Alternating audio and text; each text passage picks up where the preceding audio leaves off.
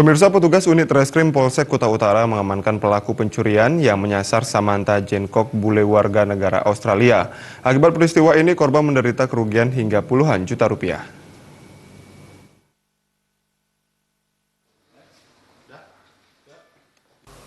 Polisi mengamankan tersangka Ondihon Hutagaol, 23 tahun yang tinggal di Desa Pemogan, Denpasar Selatan. Tersangka diamankan berkat laporan dari Samantha Jane-Cook, warga Australia, kehilangan kamera, proyektor, dan sejumlah uang di area rumahnya Jalan Tunjung, Kerobokan Klod, Kuta Utara. Setelah melakukan penyelidikan dan pendekatan terhadap korban yang dipimpin Kanit Reskrim Kuta Utara, Ibtu Putu Ika Prabawa, didapat nama yang dicurigai sebagai tersangka. Selanjutnya, unit Reskrim mengamankan pelaku Ondihon Hutagaol di rumahnya di Desa Pemogan, Denpasar Selatan. Selasa tanggal 8 dan 20 Maret.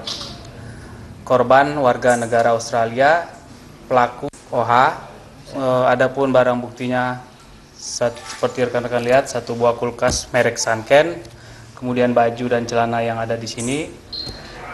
Total kerugian lebih kurang 25 juta.